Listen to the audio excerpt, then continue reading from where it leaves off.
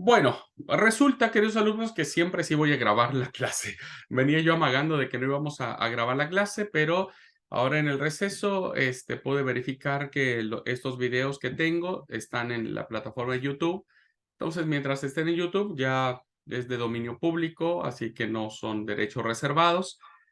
Por lo tanto, vamos a grabar la clase, así no les paso el link de estos videos, sino que lo pueden ver claramente en la plataforma.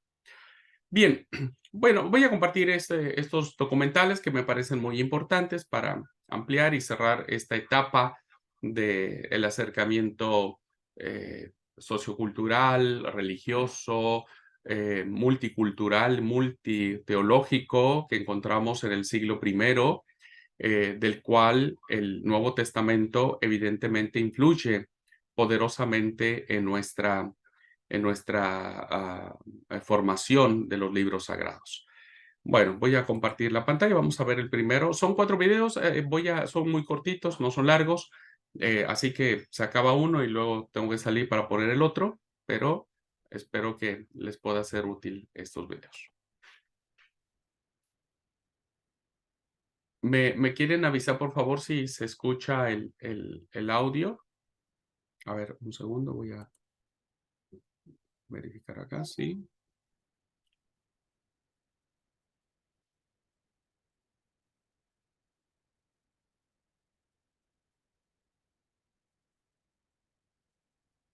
¿Sí se escucha, hermanos? Bueno, ahí hubo una musiquita nomás. A ver, déjalo correr un poco más. Yo ok, a ver, un poco más.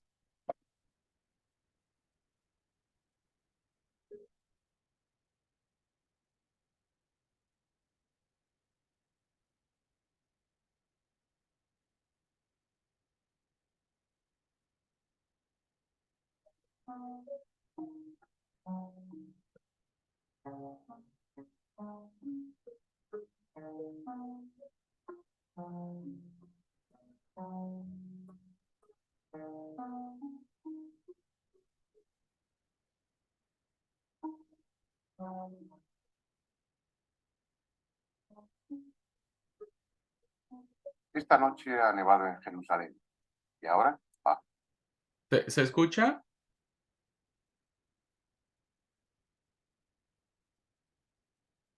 Creo que sí. Bueno, si no se escucha ya me van a decir en el transcurso del video. Se escucha muy bajo. A lo mejor si le subes un poquito a tu audio, no sé si sería todo. Yo tengo todo mi sonido y está todo. El video de No. por sí es bajito el audio. Ah, Va. Por la viva luz del amanecer, parece más que nunca una ciudad fantasma, un inmenso decorado del que se han ido los autores.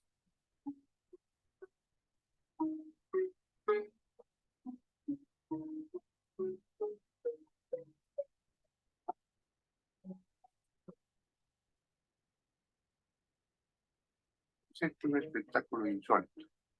Hace tan solo unas horas las carreteras de acceso estaban cerradas por el temporal. Ni los más ancianos recordaban una nevada semejante. Sin embargo, no habrá mucho tiempo para disfrutar de ello. Cuando el sol esté alto, la nieve comenzará a desaparecer y al amanecer próximo, este manto blanco será solo un recuerdo. Hay que aprovecharlo mientras dure, porque para muchos, como este pájaro, será una experiencia única en su vida.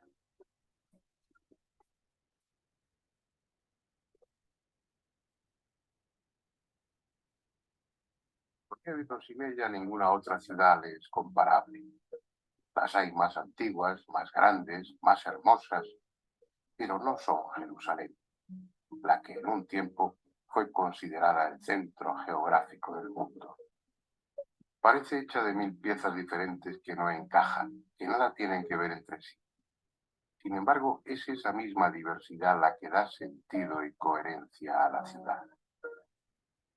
Este contraste de arquitecturas, de lenguas, de razas, de creencias y de costumbres produciría una sensación de angustioso desorden en cualquier otro lugar. Pero aquí, en Jerusalén, resulta lo adecuado, lo natural, como si de esa forma fuese de todos sin pertenecer a nadie. Saul Bellow, novelista norteamericano, Premio Nobel de Literatura en 1976, tiene una frase que recoge perfectamente el espíritu de Jerusalén. En cualquier parte te mueres y te desintegras. Aquí te mueres y te mezclas. Para los judíos es su capital, el lugar donde David instaló el arca de la alianza, el símbolo del pacto con su Dios Yahvé. Para los árabes, descendientes como los judíos del patriarca Abraham y adoradores también del mismo Dios, fue aquí desde donde el profeta Mahoma despegó hacia los cielos en un viaje místico decisivo para el Islam.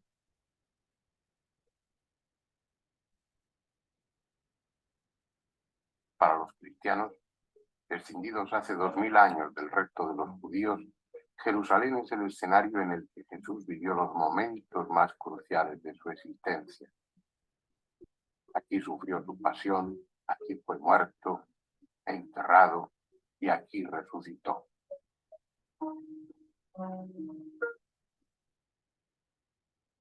Y como una paradoja más de esta ciudad singular, todo ello es verdad y al mismo tiempo todo ello es mentira. El Muro de las Lamentaciones, donde judíos llegados de todo el mundo rezan con el pensamiento a medio camino entre la nostalgia del pasado y la esperanza de que el Templo de Jerusalén vuelva a ser reconstruido, nunca fue parte del mítico edificio. Son los restos de un muro de contención que dio firmeza al cerro donde el templo se levantaba.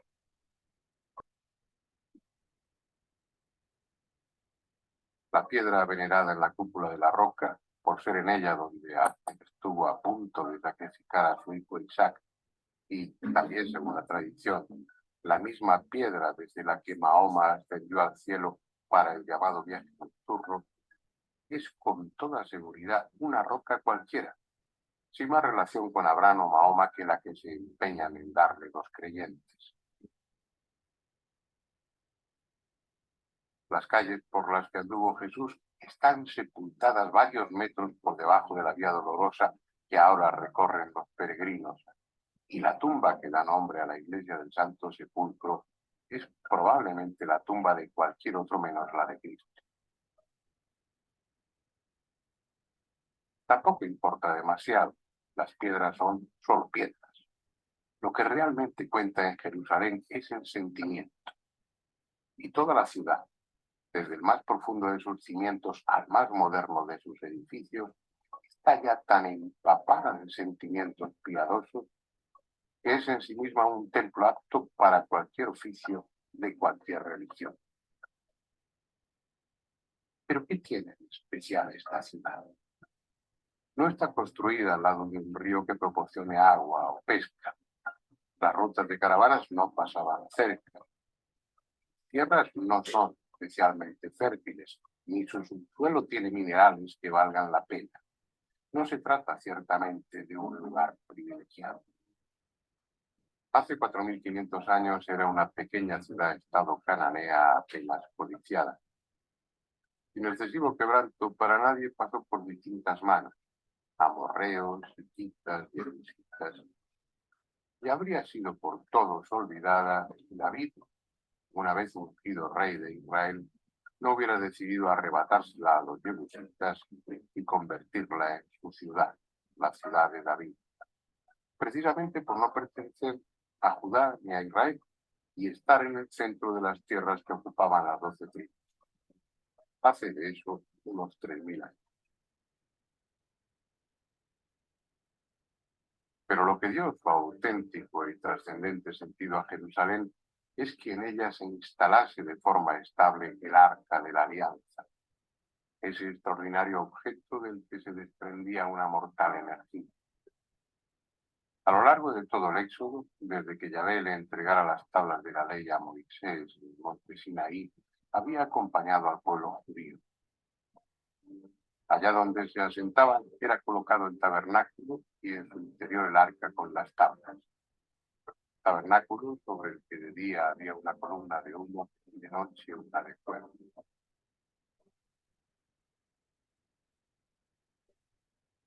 No obstante, sería el hijo de David, el célebre y sabio rey Salomón, quien mandaría construir un templo y con la misma distribución que el tabernáculo guardara para siempre el arca de la alianza.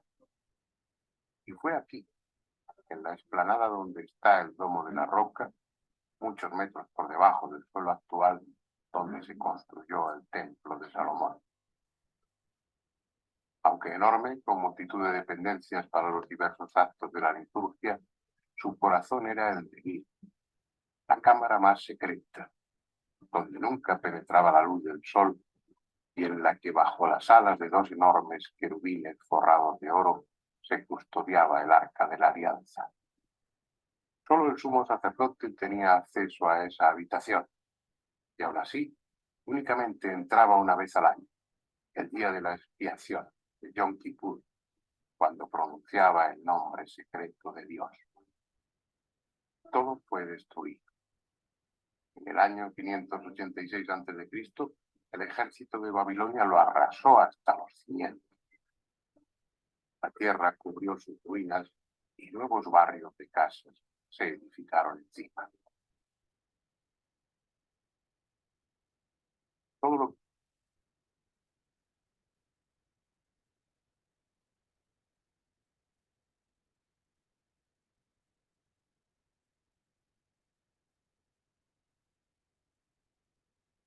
que ver de aquella construcción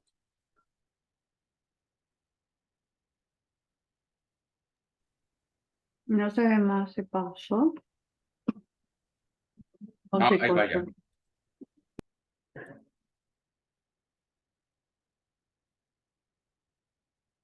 es el célebre muro de las lamentaciones.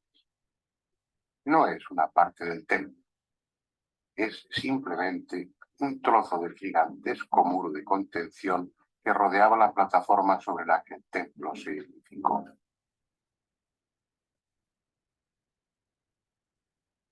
Pero ya que no podemos ver las ruinas del templo, enterradas varios metros por debajo de la plataforma actual donde se levanta la mezquita de la Roca, al menos, y ya que nos han dado permiso para hacerlo, recorramos el túnel de los Asmodeus, que discurre pegado al muro, y hundámonos en las profundidades, atravesando túneles abovedados de la época de las cruzadas, antros oscuros y estrechos, abiertos por arqueólogos y profanadores en las antiguas construcciones que había adosadas al muro original, subterráneos habilitados para el culto, y todo un laberinto de cámaras, pasadizos y escaleras. Las más de las veces solo el ruido de nuestros pasos nos acompaña, pero en ocasiones, venidos de algún túnel cercano abierto a los fieles, llegan rezos y cánticos que, aunque suenen alegres, están llenos de nostalgia. Aquí abajo, lejos del tráfico y al abrigo de los turistas, los judíos se sienten más en contacto con sus viejas raíces, más cerca, aunque no puedan verlo, de su añorado templo. Dicen que en alguno de estos pasadizos, detrás de cualquier muro, hay una cámara donde permanece escondida el arca de la alianza en espera de que un nuevo templo sea edificado. ¿Quién sabe? En una amplia estancia de estos subterráneos, habilitada para la visita de grupos reducidos, se exhibe una maqueta de cómo era el templo en tiempo de Herodes, según la versión de los arqueólogos. En el muro occidental, un mecanismo desplaza el nivel de los edificios actuales para dejar al descubierto la zona de excavaciones en la que ahora nos encontramos. Nuevamente se recompone el nivel actual para después hundirse hasta el fondo de la maqueta y dejar sitio a otro panel corredizo que nos da una idea de la disposición del terreno en época de Herodes, con uno de los viaductos que permitían el acceso a la plataforma del templo, concretamente el denominado Sol. Nada en estas sombrías profundidades permite imaginar lo que hace 2000 años significó el templo de Jerusalén.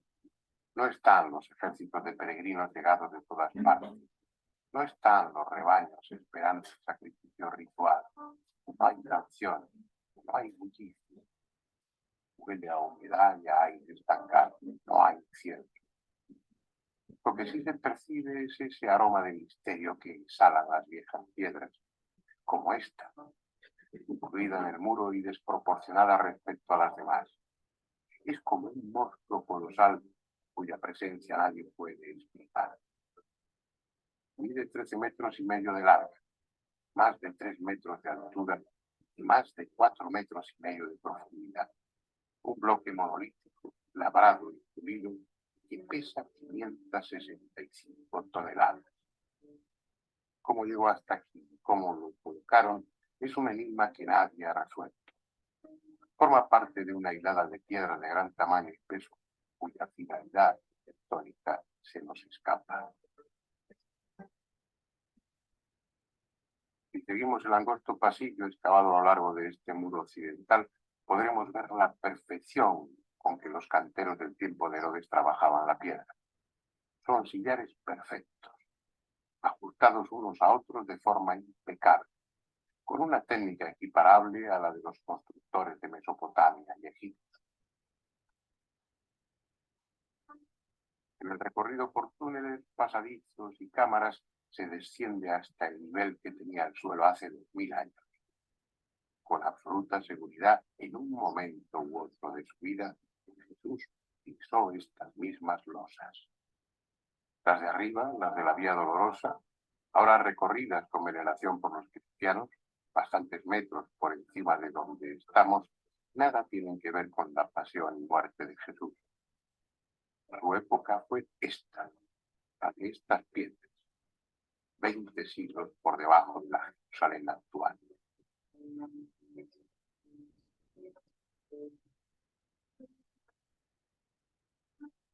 Escaleras arriba se llega hasta una puerta cualquiera, sin interés aparente, casi secreta, que se abre a la Vía Dolorosa, justo enfrente de la primera estación en la iglesia de la Flagelación.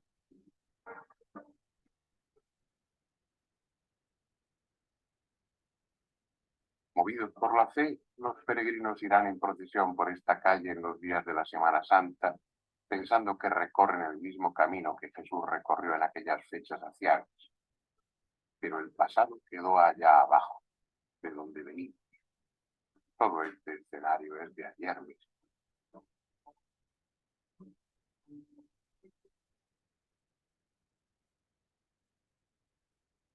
Y es que las religiones no se perpetúan en la piedra, sino en la palabra. Sin su templo, sin patria, disperso durante siglos, el pueblo judío ha mantenido su identidad religiosa gracias a la palabra.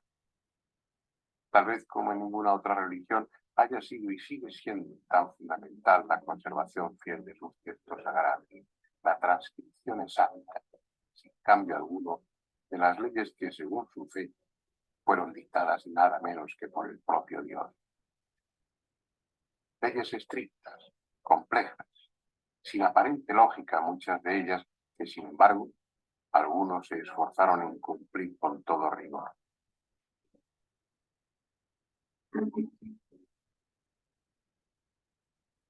Vayamos a las orillas del Mar Muerto para hablar de un grupo, de una secta judía que asumió el doble compromiso de seguir al pie de la letra la ley mosaica y copiarla con toda fidelidad, de forma que ni una sola de las palabras se perdiera para las generaciones futuras.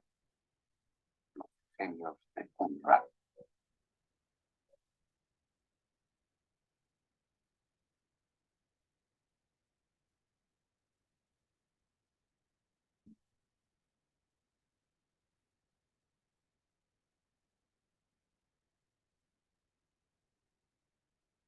A finales de 1946 o principios de 1947, miembros de la tribu beduina Tamirek descubrieron en una de estas cuevas varias vasijas de barro, algunas intactas y otras rotas. Abiertas las que permanecían enteras, hallaron en su interior bultos malolientes que resultaron ser largos manuscritos enrollados, envueltos con tiras de vino para protegerlos, y estas cubiertas a su vez por una capa de alquitrán o de cera.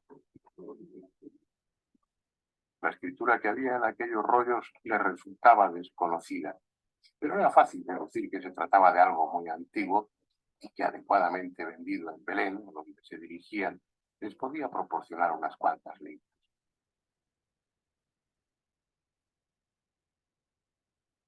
Sería largo describir las vicisitudes sufridas por aquellos manuscritos. Durante muchos meses, lo que hoy se considera de un valor incalculable fue rechazado o mal vendido, y en líneas generales despreciado por los pocos expertos en cuyas manos cayeron. Finalmente, el adecuado estudio de los rollos y el descubrimiento de otros más en cuevas vecinas demostró que se trataba de manuscritos de unos 2000 años o más de antigüedad, entre los que había textos del Antiguo Testamento, junto a otros referidos a las ideas y reglas de una secta judía de la que poco se sabía y que más tarde sería identificada como la de los esenios.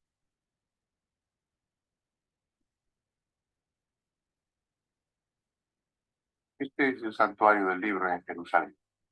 En él se conservan gran parte de los rollos de Qumran en las condiciones adecuadas de humedad y temperatura. En total, de esas cuevas de orillas del Mar Muerto, se han rescatado unos 850 manuscritos, aunque muchos.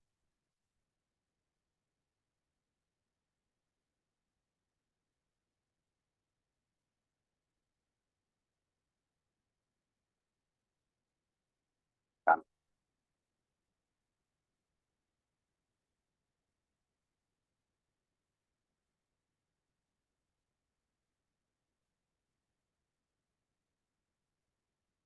reducidos a simples fragmentos.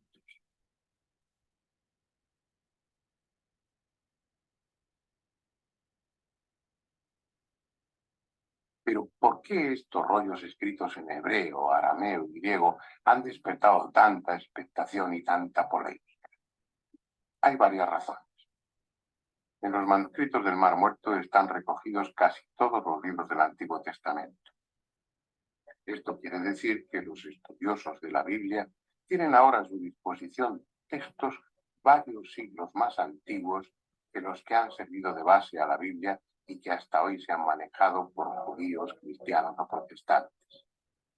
Textos que están mucho más próximos en el tiempo a los acontecimientos que la Biblia recoge. Muchos de esos manuscritos no están referidos al Antiguo Testamento, sino a la propia secta. Una secta de la que se sabía muy poco, la de los esenios.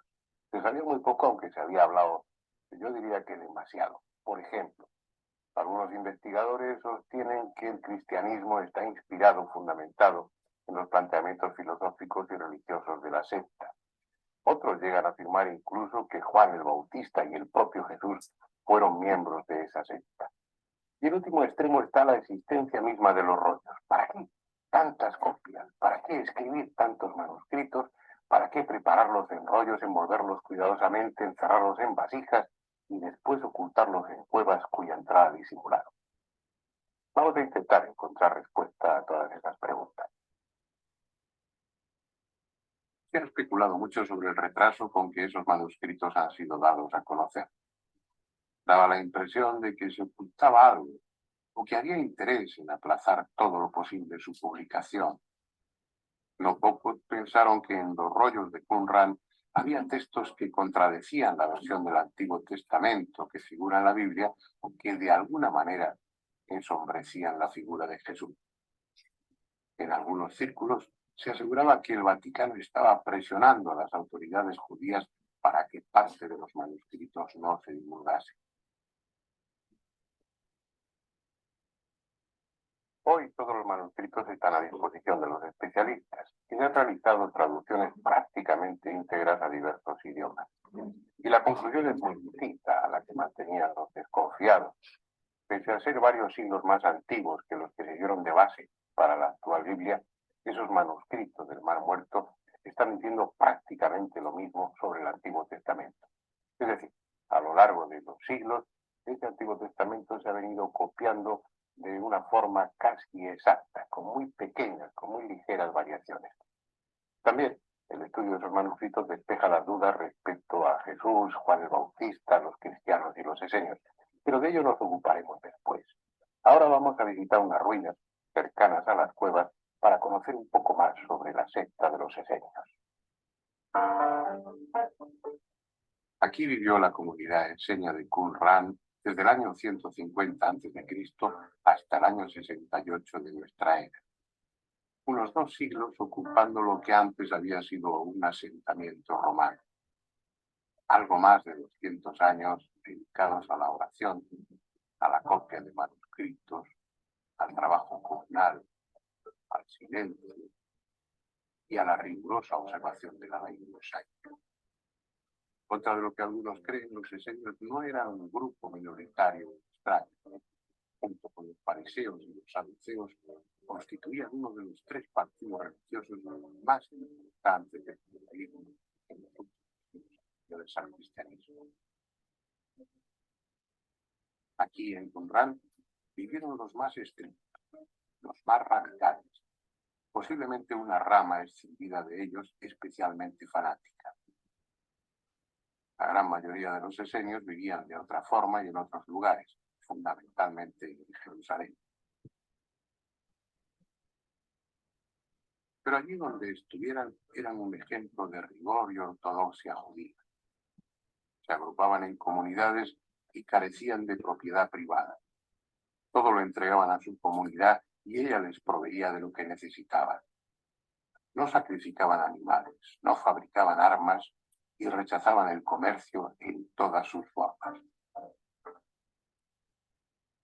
Consideraban al cuerpo algo corruptible y de escaso valor, en tanto que el alma era imperecedera. Estudiaban las propiedades medicinales de las plantas y de los minerales, por lo que también tuvieron fama como sanadores, pero además creían en el destino, en la predestinación. Alcanzaron alta estima como adivinos. Confirmando de esa faceta de los esenios, en las cuevas de Qumran se han encontrado también textos astrológicos. Lo curioso es que, como correspondería a unos buenos ocultistas, esos fragmentos de manuscritos que hacen referencia a temas astrológicos están escritos en clave. En lugar de hacerlo de derecha a izquierda, como se escribe y se escribía entonces en hebreo, están redactados escritos de izquierda a derecha y utilizando 3 alfabetos diferentes: el griego, el hebreo cuadrado y el antiguo fenicio. Sin embargo, pese a tantas precauciones, no debieron ser buenos astrólogos, porque ellos, al igual que otras muchas sectas y grupos judíos de aquella época, estaban convencidos de la inminencia de un hecho accidental, la llegada del reino de Dios y el consiguiente juicio universal. Una creencia que, como hemos comprobado a lo largo de estos 2000 años, no se ha producido, pero que, sin embargo, en aquella época era suficiente aliciente para que los más estrictos, los más ortodoxos, ajustaran su vida con todo el rigor posible ante la inminente llegada de ese juicio. Lo mismo que probablemente pasó con esta secta de Qumran. No era fácil entrar a formar parte de la secta, cuyos miembros se consideraban a sí mismos una élite, unos auténticos elegidos. El aspirante debía pasar 1 año de prueba y 2 de noviciado. Si lo superaba, lo que no era fácil, ingresaba tras solemnes juramentos en los que asumía plenamente las normas de vida de la comunidad, basadas en la observancia rigurosa de las leyes contenidas en la Torá y reveladas por Dios a Moisés. La honradez, el respeto a la verdad, la no violencia, serían ya para siempre parte de su conducta. Como lo sería también el celibato, ya que para los esenios la mujer era un ser esencialmente corrupto. En las ramas esenias menos estrictas, el matrimonio estaba permitido por necesidades de procreación, pero aún así, la mujer era sometida a prueba durante 3 años antes del matrimonio.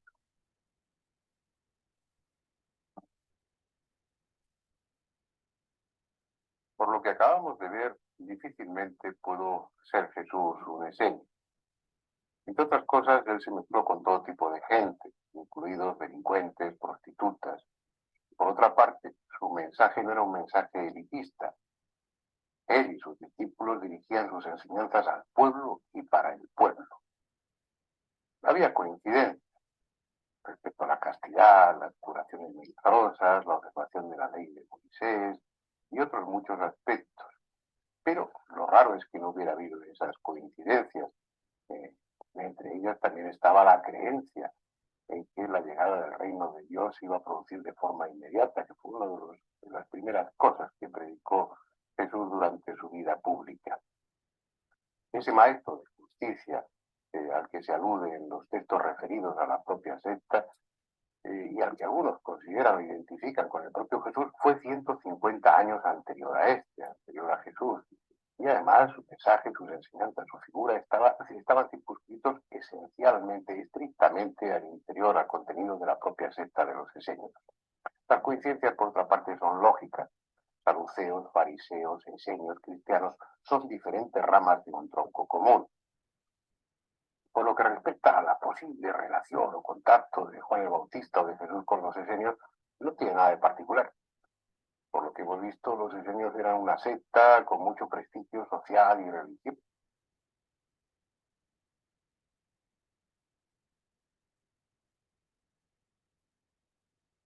Vale,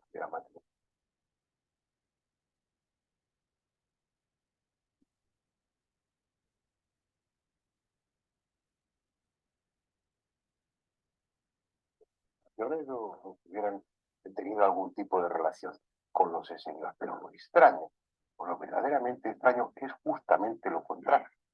En el Nuevo Testamento, a pesar de ser los esenios, como digo, una secta de gran prestigio, muy conocida, en el Nuevo Testamento no se menciona a los esenios ni en una sola ocasión, lo que hace pensar que más que por un olvido fue intencionadamente, aunque ya no sepamos cuál es la razón.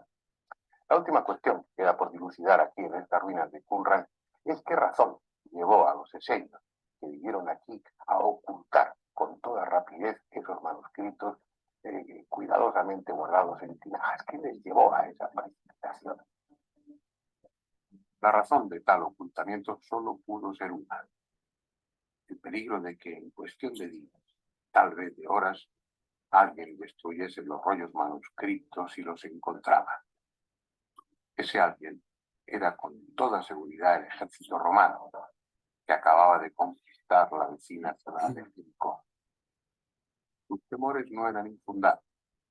Muy poco después, Qumran fue destruido y los esenios de la comunidad muertos o dispersos. El Imperio Romano y sus poderosas legiones hace siglos que desaparecieron. También a los esenios se los tragó el tiempo. Y es que indefectiblemente los hombres, con sus pasiones y sus creencias, terminan muriendo. Solo el desierto sobrevive, y este pequeño mar, tal vez porque ambos nacieron muertos y permanecen así.